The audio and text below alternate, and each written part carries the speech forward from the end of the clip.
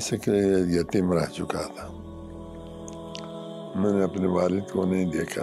شیخ جب آپ نے منہج سلف صالحین کے راستے کا اس کا انتخاب کیا تو کن کن مسائل کا آپ کو سامنا کرنا پڑا؟ 5 مناظرے ایسے ہوئے، باقی ویسے مناظرے تو بہت ہوئے لیکن کوئی حاضر نہیں ہوا۔ شیخ تصانیف کا آپ نے آغاز کب کیا؟ اور ایک پٹھان اور 100 پنجابی، اگر یہ ایک ٹھیک ہو جائے نا اس کو یوں سمجھو کہ وہ 100 پنجابی ٹھیک ہو گئے۔ شیخ مدارس میں جو موجودہ حالت ہے اس کو آپ کس نظر سے دیکھتے ہیں؟ کیونکہ ہمارے مدارس میں خاص کر دینی مدارس میں پڑھاتے ہیں بے شک، کھانا پینا دیتے ہیں بے شک، لیکن اخلاقی پہلو کا خیال نہیں رکھتے۔ بسم اللہ الرحمن الرحیم۔ السلام علیکم ورحمۃ اللہ وبرکاتہ۔ ناظرین، نہد اسٹوڈیو سے آپ کی خدمت میں حاضر ہوں حافظ انعام الرحمن۔ ناظرین، بزم علماء کے ایک نئے ایپیسوڈ میں آج کی شخصیت جو ہمارے ساتھ ہیں، یقیناً دین اسلام کی مایہ ناز شخصیت ہیں۔ قرآن و حدیث کے لیے انہوں نے اپنی مکمل زندگی الحمدللہ انہوں نے اس پر ورک کیا، اس پہ کام کیا، اسلام کی خدمت میں انہوں نے اپنی زندگی کو گزارا۔ ناظرین، آج ہم ان کی زندگی کے بارے میں انشاءاللہ ان سے جانیں گے۔ آج کی جو شخصیت ہیں فضیلت الشیخ حضرت مولانا عبدالعزیز نورستانی حافظہ اللہ تعالی۔ السلام علیکم ورحمۃ اللہ۔ شیخ کیسے ہیں آپ؟ وعلیکم السلام ورحمۃ اللہ وبرکاتہ۔ شیخ طبیعت سے ٹھیک؟ ماشاء اللہ۔ الحمدللہ۔ چلیں، اللہ آپ کو برکت دے۔ شیخ، سب سے پہلا جو سوال ہے کہ آپ کا جو خاندانی پس منظر ہے اس کے بارے میں ہمارے ناظرین کو آپ تھوڑی سی رہنمائی کریں۔ ہمارے خاندانی پس منظر تنحن امت امیت اللہ نسب والا نکتب والا ہے۔ خاندانی پس منظر بالکل ان پڑھ تھے، اور اللہ تعالیٰ نے مجھے اپنے رحمت سے نوازا، دین کے لیے چنا ماشاءاللہ۔ شیخ، اس کے بعد یہ جیسا کہ آپ نے بتایا کہ پچھلی جو آپ سے پہلے ہیں والد صاحب ہیں اور پیچھے دادا جان وغیرہ، وہ دین اسلام کا اتنا انہیں یعنی کہ فہم، باقی دین تو موجود ہوتا ہے ماشاءاللہ۔ جس خاندان سے آپ یہ جو مطلب کہ افغانستان کی پٹی ہوگی یا ہمارا یہ جو پاکستان میں بھی جو شمالی علاقہ جاتا، دین تو الحمدللہ موجود ہوتا ہے، نماز روزہ ہر چیز کی پابندی ہوتی ہے، لیکن پراپر جو دین کی تبلیغ و اشاعت کے لیے جو ہے نا اللہ تعالیٰ نے پہلی آپ شخصیت ہیں جس کو چنا انہوں نے۔ ہمارے خاندان تو اس کے بعد آپ کے بیٹے وغیرہ؟ الحمدللہ دو بیٹے ہیں، شفاعت ہیں اور جامعہ اسلامی سے فارغ ہیں، اور جامعہ کی مدیریت کو سنبھالا ہے، جامعہ کو سنبھالا ہے، جامعہ سریہ کو دونوں نے۔ تو شیخ، اس میں یہ بتائیے گا کہ آپ نے اس کو منہج سلف صالحین کو کب آپ نے جو قبول کیا اور کس طرح اس کا کوئی پس منظر؟ 75 میں میں نے قبول کیا،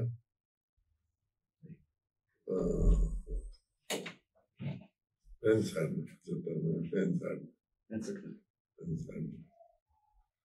میں جامعہ اشرفیہ پشاور میں پڑھتا تھا۔ جس استاد کے ساتھ ہم بیٹھتے تھے دور حدیث میں، وہ یہ کہتے تھے کہ ہمارا حدیث یہ ہے، ہمارا مذہب یہ ہے، حدیث یہ ہے، ہمارا مذہب یہ ہے۔ ہم شک میں پڑ گئے کہ نہیں یہ کیا ہے کہ حدیث یہ ہے اور ہمارا مذہب یہ ہے۔ پھر میں تو ذرا کمزور تھا، دوسرے ایک طالب علم تھا، اس نے پوچھا تو اس استاد نے باتیں ادھر ادھر کر لی، لیکن کل جو آ گیا تب بھی میں نے طالب علم کو کہا کہ بھائی کل والا سوال دوبارہ کرو۔ تو دوبارہ کیا تو اس نے کہا کہ بھائی بات یہ ہے کہ ہمارا مستدلات ادھر کے ہیں عراق اور شام و مصر کی طرف، وہاں شافعی بہت رہتے ہیں، ان کی مستدلات ہمارے طرف آئے ہیں۔ تو اچھا، حنفی انہوں نے بھی نہیں کہا، انہوں نے شافعیوں کی طرف؟ ہاں، شافعی کا اس وقت جی، اس وقت تو وہ ہماری صوبہ سرحد میں اہل حدیث کا تصور ہی نہیں تھا۔ تو میرا ایک استاد تھا، اسی کی کہنے سے میں نے دور حدیث شروع کیا تھا. اس کو میں نے کہا تو اس نے کہا کہ بھائی جب طالب علم دور حدیث کرتا ہے شیخ الحدیث پکا حنفی نہ ہو تو وہ حنفی نہیں رہ سکتا ہے، شافعی ہوتا ہے، شافعی ہو جاتا ہے. میں نے کہا نا کہ اہل حدیث کا تصور ہی نہیں تھا. تو بس الحمدللہ بس اسی سے. شیخ آپ نے ان کا یعنی کہ مکمل ادھر سے بھی درس نظامی مکمل آپ نے پڑھیا. صحیح ہے. اس کے بعد پھر جو اگلا مرحلہ تعلیم حاصل کرنے کا وہ آپ نے کہا؟ میں پھر کراچی گیا. کراچی میں مدرسہ دارالسلام بنس روڈ میں، جو کہ آج کل جامعہ ستاریہ کے نام سے کہا جاتی ہے، وہاں سے فراغت حاصل کی. شیخ ایک سوال یہ ہے کہ فقہ حنفی کو آپ جب چھوڑ کے اس طرف آئے ہیں تو فقہ حنفی میں پوچھنا چاہوں گا کہ آپ کو کچھ میجر جو پوائنٹس جو خرابیاں آپ کو نظر آئی ہیں اس کے بارے میں تھوڑا سا ہمارے ناظرین کے لیے. خرابیاں تو کچھ نہیں تھے، لیکن بات یہ تھی کہ حدیث کی مفہوم وہ اور طرف لے جاتے تھے. حدیث کچھ کہتے ہیں، ان کا عمل اور کچھ ہوتا تھا، اور اس کے لیے حدیث کی 10 جواب ہے، 5 جواب ہے، 25 جواب ہے، 12 جواب ہے، وہ جوابات کرتے تھے. تو اس پہ ہمارا دماغ خراب ہو گیا کہ بھئی یہ کیا بات ہے کہ حدیث یہ ہے، حدیث کا جواب اتنا ہے اور ہمارا مذہب یہ ہے، تو کیوں ہمارے مذہب و حدیث میں کیا تضاد ہے. تو میں نے جیسے عرض کیا تو استاد نے کہا کہ بھئی ہمارے مستدلات اس طرف گئے ہیں جہاں شوافیہ رہتے ہیں، اور شوافیہ کے مستدلات اس طرف آئے ہیں تاکہ ایک دوسرے کی جوابات کی تدریب کریں. تو وہ کوئی ایسی بات تھی نہیں، سمجھنے والی بات تھی نہیں. جی ہاں. شیخ آپ کے دل میں دین کی جو محبت کس طرح پیدا ہوئی اور دین کی طرف کس طرح آپ اس کی تعلیم کے لیے راغب ہوئے؟ بیسیکلی یتیم رہ چکا تھا، میں نے اپنے والد کو نہیں دیکھا. میرا بڑا بھائی تھا ستیل، وہ پڑھتا تھا، وہ مجھے پڑھائی کے لیے لے کے آیا. اس کے ساتھ پڑھتے پڑھتے وہ تو فوت ہو گیا، اللہ تعالیٰ اس کی مغفرت فرمائے. بس میرا دل جم گیا ہے علم دین کے ساتھ. شیخ کن کن اساتذہ سے آپ نے استفادہ؟ اساتذہ تو دیوبندی اساتذہ بھی ہیں اور اہل حدیث بھی ہیں. اہل حدیث اساتذہ میں سے ایک ادھر کے عبدالعزیز فیصل آبادی جوگ دادو کی ہوتا ہے، ایک ملتان کے مولوی کرم الدین صاحب تھے، اور کراچی میں کرم الجلیلی صاحب تھے، اور ایک دارالحدیث رحمانیہ میں حاکم علی صاحب تھا. اور اللہ آپ کو خوش رکھے مفتی عبدالقہار صاحب تھا، مولوی محمد یونس دہلوی صاحب تھے، مولوی اسماعیل محمود جناگڑھی صاحب تھے. ان سے میں نے استفادہ کیا، خاص کر حدیث. شیخ اساتذہ تو سب ہی قابل احترام بھی ہوتے ہیں اور قابل قدر بھی ہوتے ہیں، لیکن کون سے ایسے اساتذہ تھے جن کے ساتھ دلی رغبت آپ کی بہت زیادہ تھی؟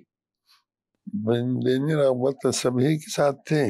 جو میرے طرف جو توجہ دیتے تھے ان میں شیخ کرم الدین صاحب ملتان کے، وہ کہتے تھے کہ بس کبھی کتاب دیتے تھے، کبھی کچھ. کسی نے ایک دفعہ کہا کہ اب خان صاحب کے ساتھ آپ کا بہت لگاؤ ہے.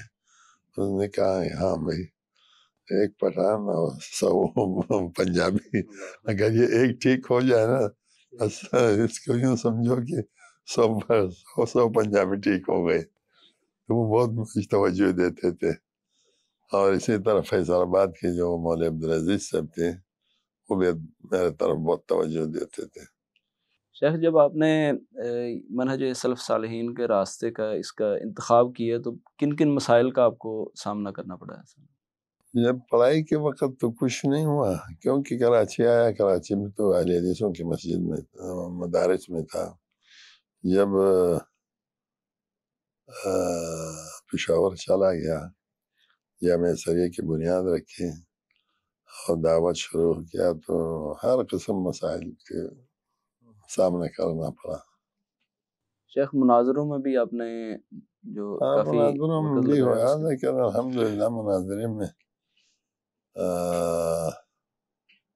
وہ لوگ مناظرہ کے کرتے، جب ٹائم پہ وہ جاتے تو میں کسی مناظرے سے پیچھے نہیں ہٹا ہوں، میں موقع پر پہنچا ہوں، لوگ میرے پہنچنے کی وجہ سے وہ آئے نہیں ہے۔ اس میں ہمیں سننے میں آیا کہ یہ مناظرے کی فیلڈ میں جو ہے نا آپ نے کافی مسائل کا سامنا بھی رہا ہے آپ کو، بہت زیادہ مشکلات کا۔ 4-5 مناظرے ایسے ہوئے، باقی ویسے مناظرے تو بہت ہوئے لیکن کوئی حاضر نہیں ہوا۔ 3-4 مناظرے ہوئے، الحمدللہ اس میں اللہ تعالیٰ نے کامیابی دی۔ دربند میں ایک جو مناظرہ ہوا تھا، اس میں جو واقعہ پیش آیا تھا وہ ہمارے ناظرین کو آپ اگر سنائیں تو۔ دربند میں مناظرہ تو نہیں ہوا تھا، لیکن لوگوں نے مسجد پر حلہ بول دیا تھا، مسجد توڑا تھا، اور اس ہیڈ میں ہی تھا، اور اسی طرح اس کے سامنے دوسرے گاؤں ہے سونیا، وہاں بھی تقریباً 5-6 گھروں کو جلا دیا تھا اہل حدیثوں کے، بغیر مناظرے کے، ویسے یعنی کہ حادثہ۔ ویسے کہ بس وہ کر کے۔ شیخ مناظرے کی فیلڈ کو آپ کس طرح سمجھتے ہیں اس کو؟ اس وقت کا کیا صورتحال تھی اور آج کے دور کے حساب سے اس کا کیا لائحہ عمل ہونا چاہیے؟ آج کے دور کے حساب سے آپ کیا سمجھتے ہیں، ہونے چاہیے یا نہیں ہونے چاہیے؟ آج کل کے دور سے تو آج کل کے تو میڈیا کے مناظرے ہیں، سامنے سامنے تو کوئی ہوتا نہیں ہے، اور میڈیا میں سب گالیاں اور بد اخلاقی اور بد زبانی ہوتے ہیں۔ اس وقت الحمدللہ ہم آمنے سامنے ہوتے تھے۔ میرے خیال سے آج کل سامنے بھی ہو تو برداشت کی جتنی کمی ہمیں جو ہوگی ہوئی ہے نا۔ ایک دفعہ مردان میں ہمارا مناظرہ تھا، تو ایک خان، ہم خان کہتے ہیں، ہم لوگ چودھری کہتے ہیں، وہ منصف تھا، تو اس جانب مقابل نے کچھ بات کہے تو اس نے کہا کہ مولوی بازاری زبان استعمال مت کرو، بس اس کو ایک ہی لفظ میں روک دیا۔ تو اس وقت الحمدللہ کوئی بد زبانی اور وہ نہیں ہوتے، بس سلیقے کے ساتھ دلائل پیش کرنا ہوتا تھا۔ تو اس وقت کے حساب سے آپ کیا سمجھتے ہیں کہ کتنا فائدہ اس میں ویسے دین کی تبلیغ میں اور مناظرانہ اس میں؟ دین میں تبلیغ تو آج کل میڈیا کے زمانے، میڈیا کی وجہ سے زیادہ ہو گیا، اور مناظرہ بھی اگر کوئی سلجھی ہو، یہ لوگ علماء کریں تو اس میں فائدہ ہے، اور اگر اچھے طریقے سے اگر کیا جائے، دلائل کے ساتھ کیا جائے تو دلائل کے ساتھ عوام بہت کو سمجھ فائدہ، آتی ہے کہ فائدہ ہے۔ کس کی دلیل میں دم ہے اور کس کی بات میں۔ ہم 2 باتیں کرتے ہیں، تیسرے گالیاں ہوتے ہیں، تو اس سے کوئی فائدہ نہیں ہوتا ہے۔ خواہ آپ حق پر ہے تب بھی کوئی فائدہ نہیں ہے، باطل پر ہے تو وہ تو ہے ہی ایسے بہتر۔ شیخ آپ نے شیخ اسماعیل سلفی رحمہ اللہ سے بھی دینی استفادہ کیا؟ بس ایک دفعہ ملا ہوں اس سے، میں پشاور سے آیا، ہمارے ایک بزرگ تھے، اس نے خط دیا تھا جامعہ سلفیہ داخلے کے لیے، میں سلفی صاحب کے پاس گیا، اس کو خط دکھایا تو اس نے خط دیا، جامعہ سلفیہ گیا، جامعہ سلفیہ میں 2 مہینے رہ گیا، پھر واپس پشاور چلا گیا۔ شیخ تصانیف کا آپ نے آغاز کب کیا اور کتنی تصانیف ابھی تک اندازاً آپ کی جو ہے وہ شائع ہو چکی؟ تصانیف تو بس میں طالب علمی کے زمانے سے کیا ہے، لیکن وہ تصانیف ایسے ہیں کہ چھوٹے چھوٹے تبلیغی دعوی دعوتی رسائل ہیں۔ لٹریچر جس کو کہہ سکتے ہیں ہم۔ اگر لٹریچر کو حساب کرو گے تو 115 تک پہنچتے ہیں، کوئی بڑی کتاب نہیں ہے، بڑی کتاب ہے صرف ایک صلاۃ رسول ہے، پشتوں میں ہے پیغمبر منز کے نام سے، ایک بلوغ المرام کی شرح ہے، اور ایک قصیدہ نونیہ کی شرح کا ہے جو بڑے ہیں۔ اسی طرح اللہ کی اسماء الحسنہ ہے، اللہ کی صفات ہے، اہل سنت والجماعت کی عقائد ہیں۔ شیخ مدارس میں جو موجودہ حالت ہے اس کو آپ کس نظر سے دیکھتے ہیں؟ اس میں کن کن اصلاحات کی ضرورت ہے؟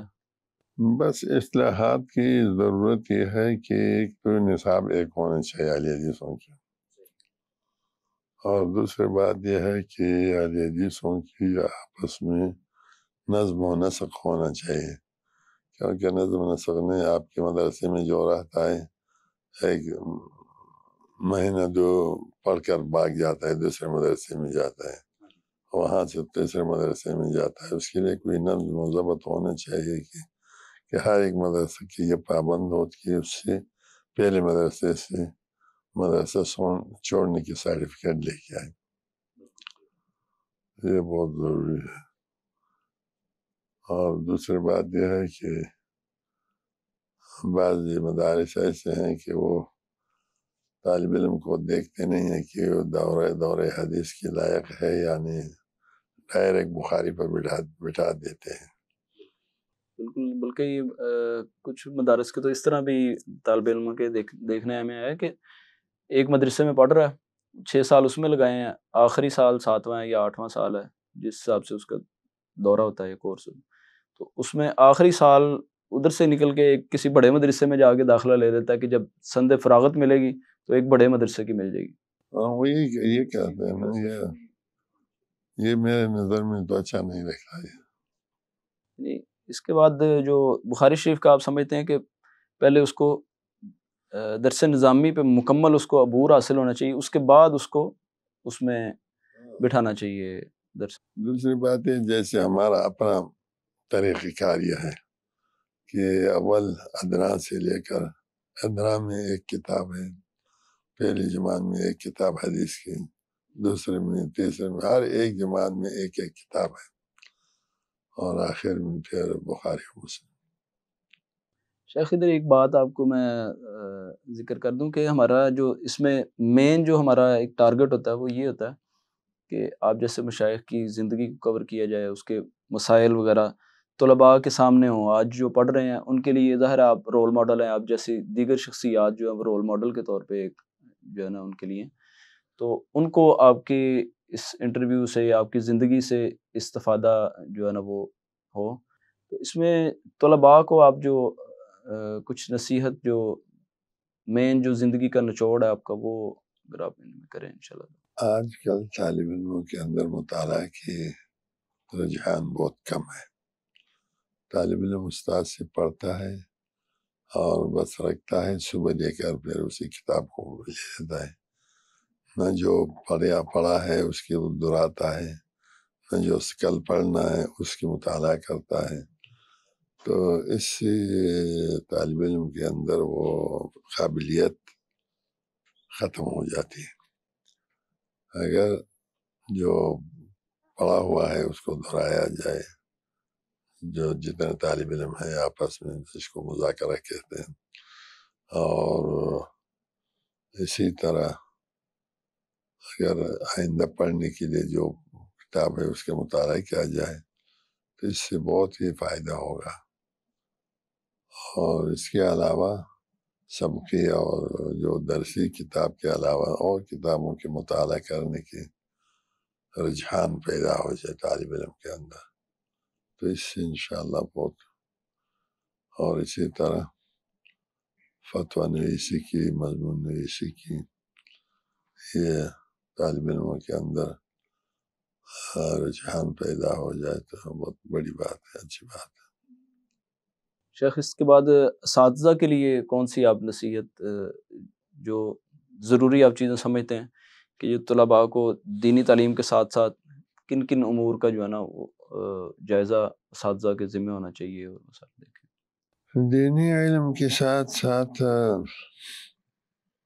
اساتذہ کے لیے یہ چاہیے کہ وہ طالب علموں کی ذہنیت کو دیکھ کر، استعداد کو دیکھ کر وہ ان کی طرف ان کو توجہ دے کہ بھئی آپ کے اندر یہ استعداد ہے، مثلا صرفی استعداد ہے، نحوی استعداد ہے، حدیثی استعداد ہے، جس علم میں اس کو استعداد ہو، شغف زیادہ ہو، اس کی طرف اس کو توجہ دیا جائے، اس میں کمال تک پہنچایا جائے۔ شیخ مدارس کے منتظمین اور جو محتمم حضرات ہیں ان کے لیے بھی کوئی نصیحت اگر آپ فرمائیں تو؟ ان کے لیے تو میرے خیال میں یہ ہے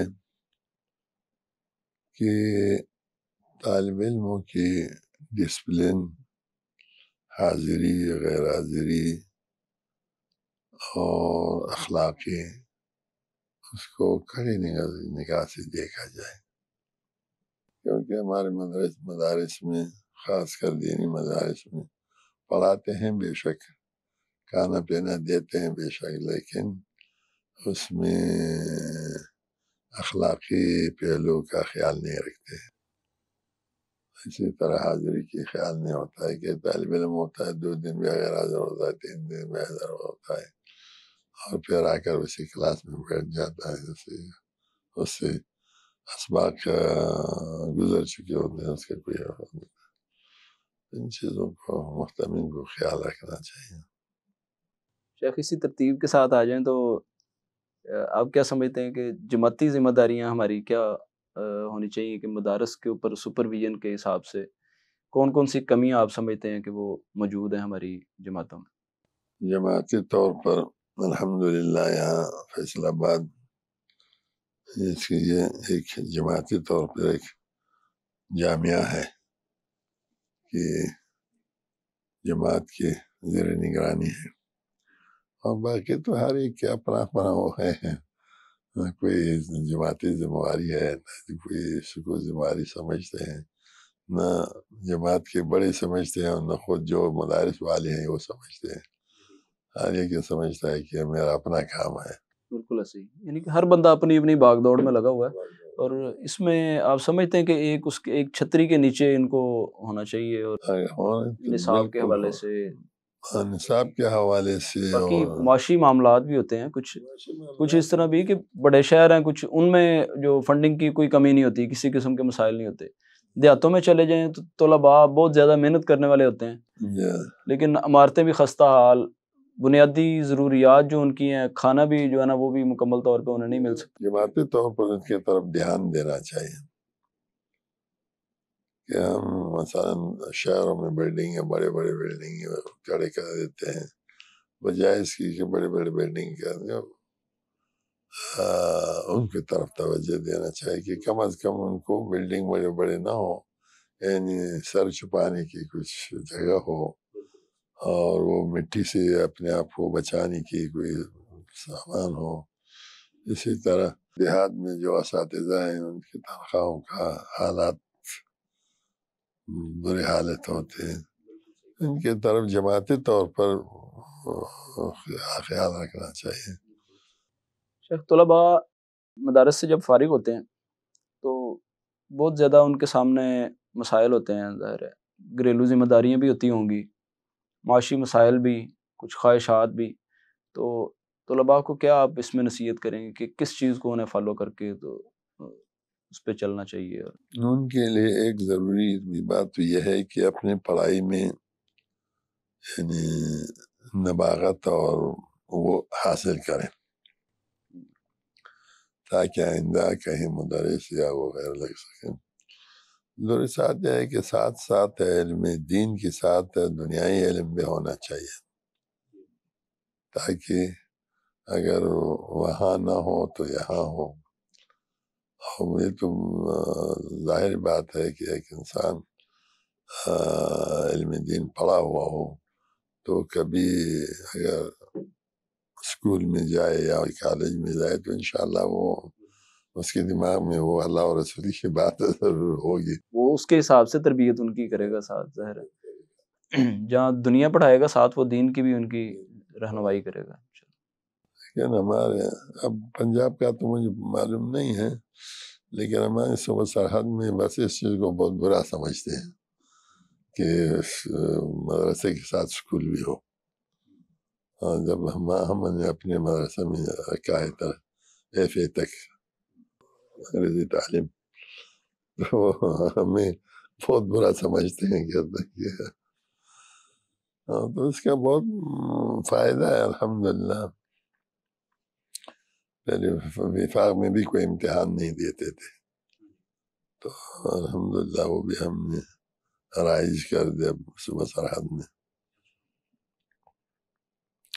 وہی تقریباً 70-80 مدارس کے رجسٹریشن کرایا وفاق کے ساتھ، اور آہستہ آہستہ ہو رہے.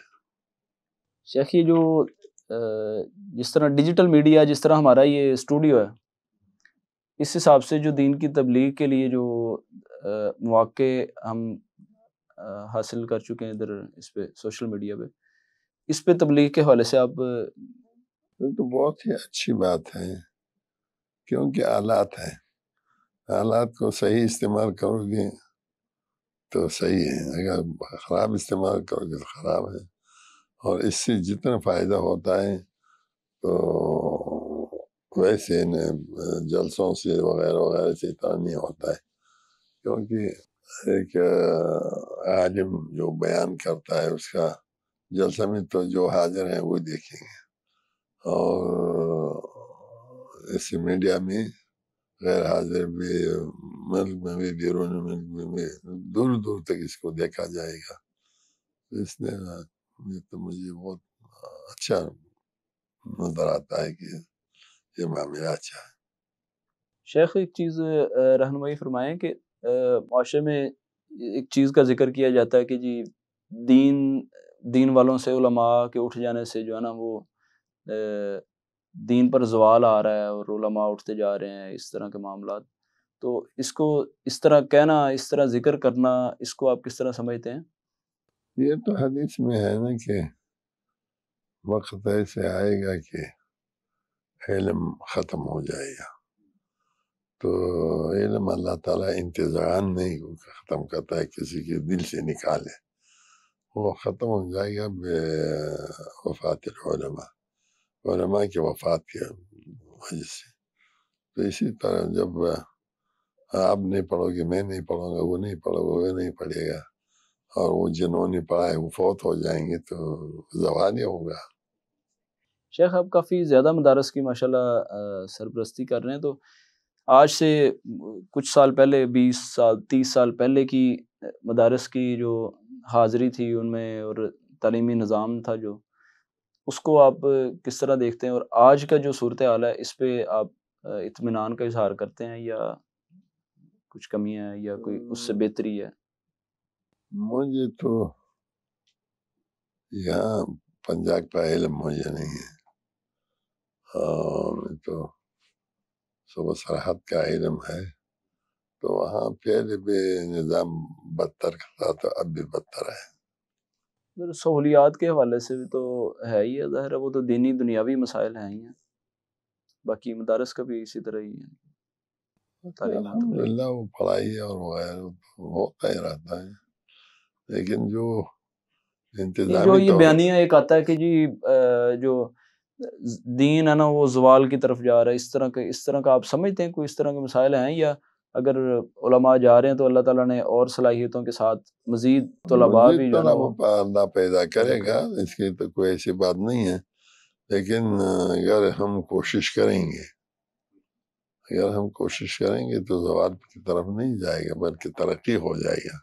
اگر کوشش نہیں کریں گے تو زوال کی طرف ہی بہت بخود جائے گا. شیخ عوام الناس کے لیے کچھ جو ہے نا وہ نصیحتیں فرما دیں. بس عوام الناس کے لیے تو یہ ہے کہ ہر وقت اللہ کے خوف ہونا چاہیے، اللہ کے ساتھ ربط رکھنا چاہیے، اللہ کے دین کے ساتھ اور علماء کے ساتھ، مدارس کے ساتھ، مساجد کے ساتھ ربط رکھنا چاہیے. یہ سمجھتا ہوں بس یہی رہنمائی کے لیے کہ عوام الناس مساجد اور مدارس اور علماء کے ساتھ ربط رکھے، کیونکہ ان کے ساتھ ربط رکھنا ایسا ہے جیسے کہ اللہ سبحانہ و تعالیٰ کے ساتھ، اس کی دین کے ساتھ ربط رکھنا. ٹھیک ہے جی شیخ، آپ کی تشریف آوری کا بہت بہت شکریہ. بارک اللہ، اللہ خوش رکھے. ناظرین اسی کے ساتھ ہمیں اجازت دیں، انشاءاللہ اگلے پروگرام میں ملتے ہیں. والسلام ورحمۃ اللہ وبرکاتہ.